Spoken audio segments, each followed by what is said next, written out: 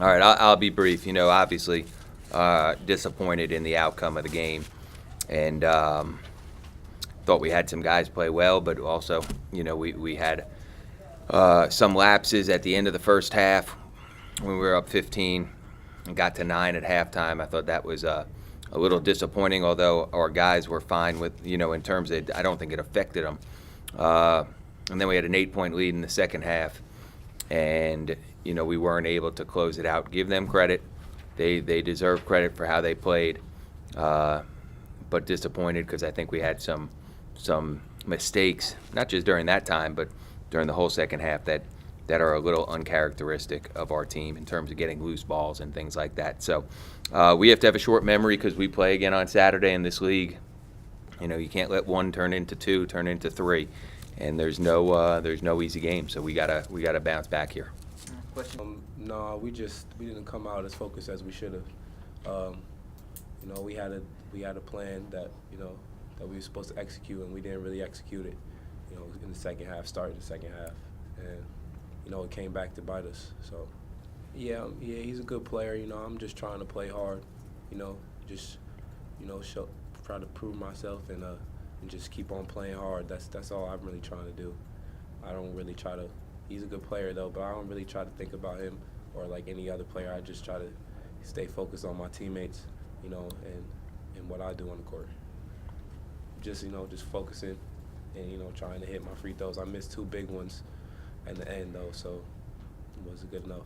What he was talking about? Yeah, I think that's probably some of it, and also defensively, we had a couple. We had a couple mess ups in the second half that we didn't have in the first half. Some breakdowns, and they got the 50-50 balls, the long rebounds and things like that in the second half. I don't think in the first half they had gotten many. They got 6 offensive rebounds in the second half, and scored 7 second chance points in the second half. Just too many breakdowns. Coach, how can you explain what Spencer Tucker did? 12 Yeah, points. yeah, he played great, and again, some of that was a bunch of those were on us, where we didn't do what we're supposed to do. But he made a big 3 that ended the game. I don't want to say ended the game, but gave him a 4-point lead, which was huge. That was a miscommunication on our part defensively, allowed him to be that open. He played well, especially in the second half. 16 points. He was the difference for sure. How tough is that when the first half Holmes was the guy for them? Yeah. All of a sudden, like that, it switches with another guy that Yeah, that's everybody has good players on their team. So, what I don't think it was necessarily that guy or this guy as much as it was we had some breakdowns that allowed him to. He drove right once for a layup against us where we left our feet. He had an out-of-bounds play against us for a layup where we miscommunicated how we're supposed to defend on the out-of-bounds under. So, and then he hit big shots, and you give him that. But some of why you're able to hit those big shots is because you're making layups. And a couple of them, I have to watch the film, but a couple of them were things that we screwed up, which allowed him to get those layups.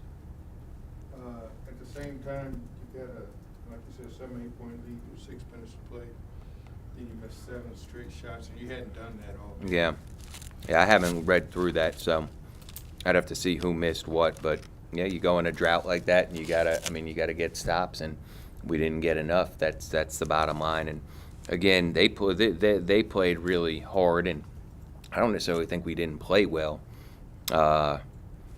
We just didn't execute some things defensively that we're supposed to. And at the beginning of this second half, we made some uncharacteristic plays offensively, which I think caused some, when you saw the turnovers early in the second half, I think that created or helped create a lot of those turnovers early. They went to aggressive zone. Yeah, listen, at the end of the day, I'm sure that affected us a little bit, and maybe it threw us off our rhythm, but at the end of the day, it wasn't that. At the end of the day, it was 50% field goal percentage defense in the second half. Offensive rebounds in the second half, not coming up with those 50-50 balls.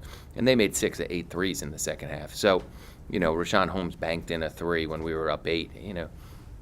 Okay, it happens. Now we got to play through that and find a way to win that game. You can't let that, you can't let that affect the next play or whatever it was. But you know what? When a team shoots 6 for 8 from 3, and 2 guys that percentage-wise don't make a ton go 4 for 5, all in the second. I think 3 of the 4 were in the second half.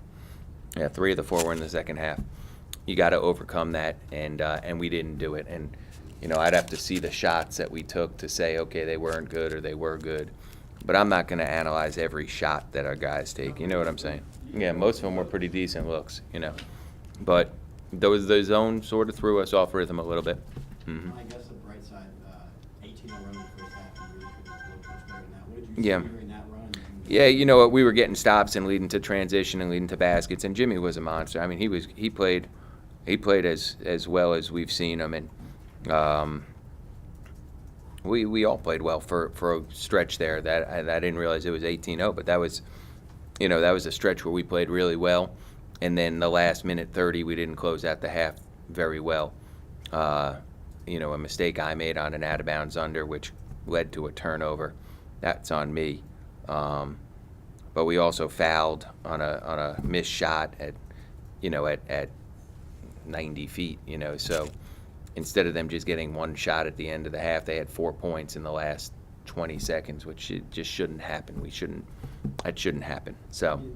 Is that a thing where on a run like that, there's not much time left in the first half? I mean, some sort of a coasting or something? No, I wouldn't say that. We just made some mistakes. We made some mistakes, and you know what? And they took advantage of them, and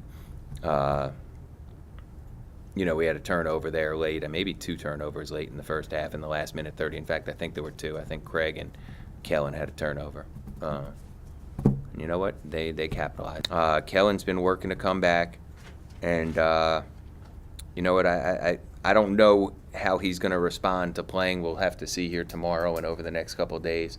But Kellen is the ultimate teammate, and I really wish that 3 went in that he shot, obviously for our team, but more I wish it for Kellen because he's been injured almost his entire career here, and it takes him 45 minutes to get ready for every practice when he practices.